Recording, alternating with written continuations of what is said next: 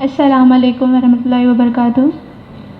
جی میرا یہ سوال ہے کہ آج کل لا پڑھنا صحیح نہیں ہے اسلام میں، پوچھا جا رہا ہے. لا پڑھنا صحیح نہیں ہے؟ جی کیونکہ اس میں جھوٹ بولنا پڑتا ہے اس کے لیے. اچھا، آلموسٹ تو یہی بول رہے کہ اس میں جھوٹ بولنا پڑتا ہے. ہمارے یہاں لکھنؤ میں ایک سینئر ایڈوکیٹ آف الہ آباد ہائی کورٹ لکھنؤ بینچ کے تھے، مسٹر شفیق الرحمان ایڈوکیٹ. انہوں نے طے کر لیا بالکل شروع میں کہ کسی قیمت پر میں کوئی جھوٹا کیس نہیں لوں گا. تو مہینوں بلکہ شاید 2-3 سال ان کے پاس کوئی کیس ہی نہیں آتا تھا، خالی بیٹھے رہتے تھے. مگر یہ ہے تقویٰ اور یہ ہے ایمان کی مضبوطی کہ انہوں نے طے کر لیا کہ میں کچھ بھی کروں گا، کسی آفس میں کلرک بن جاؤں گا، لیکن میں جھوٹا کیس نہیں لوں گا.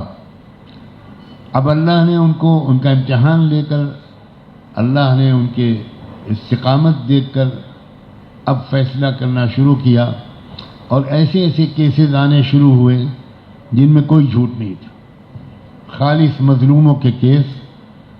تو میں نے ان کی پریکٹس کا وہ دور دیکھا ہے کہ 20-22 جونیئرس ان کے تھے، اور ان کے ہاں کیسز کا اتنا انبار رہتا تھا کہ وہ کیسز لیتے ہی نہیں تھے، معذرت کرتے تھے. پہلے وہ جونیئرس جو تھے ان کی ڈیوٹی تھی کہ وہ پہلے کلائنٹ کے ساتھ بیٹھ کر سارے ڈاکومنٹس دیکھ کر پہلے یہ اطمینان کریں کہ اس میں کہیں پر کوئی جھوٹ نہیں ہے.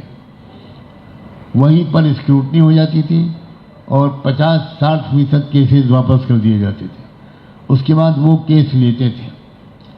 چند مہینے کے اندر، بلیو می، چند مہینے کے اندر ہائی کورٹ کے تمام ججز کو یہ محسوس ہو گیا کہ مسٹر شفیق جب بھی کوئی کیس لاتے ہیں وہ بالکل سچا کیس ہوتا ہے.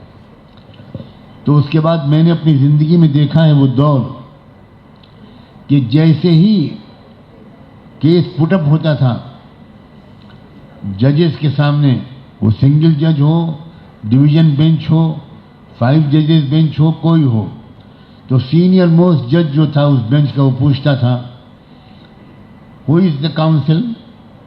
تو کہا جاتا تھا، شفیق الرحمان صاحب کھڑے ہوتے تھے، یس مائی لارڈ. اچھا، you are the counsel of this client? Yes. Okay. تو ان سے کہتے تھے okay please take your seat. اس کے بعد جو مخالف وکیل ہوتا تھا، سرکاری وکیل، اس سے وہ جج پوچھتا تھا کہ آپ نے فائل پڑھ لی ہے؟ یس سر، فائل پڑھ لی. آپ بتائیے آپ کو کیا کیا آبجیکشنس ہیں، کیا آرگومنٹ ہے آپ کے؟ تو وہ مخالف وکیل پورا آرگومنٹ کرتا تھا. اس آرگومنٹ کے جواب وکیل صاحب دینے کھڑے ہوتے تھے، شفیق الرحمان صاحب. تو جج کہتا تھا نو نو پلیز ٹیک یور سیٹ، اور جج خود جواب دیتا تھا آن بہاف آف مسٹر شفیق الرحمان. وہ جج آرگومنٹ کرنے لگتا تھا، یہاں تک کہ شفیق الرحمان صاحب کو کبھی کبھی 2 جملے نہیں بولنے پڑتے تھے، کبھی کچھ تھوڑا سا بریف ٹاک کرنی پڑتی تھی. اور پھر سکسیس ریٹ ان کا یہ مشہور ہوا کہ 100% سکسیس ریٹ ہے. جس کیس کے وکیل شفیق الرحمان بن جائیں گے اس میں شفیق الرحمان کے خلاف فیصلہ جا ہی نہیں.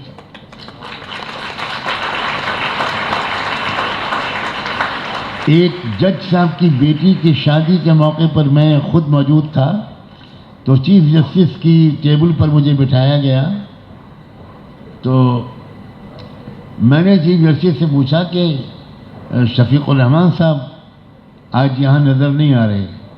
تو انہوں نے کہا ڈو یو نو ہم؟ میں نے کہا میری پڑوسی ہیں، ہمارے یہاں 5 وقت کی نماز پڑھتے ہیں وہ کورٹ کے وقت کے علاوہ، ہر سال رمضان میں اعتکاف کرتے ہیں وہ، تو میں تو بہت اچھی طرح جانتا ہوں. انہوں نے کہا وہ شادیوں کی محفلوں میں آتے نہیں ہیں تو شاید نہیں آئے ہوں گے. Okay I will call you.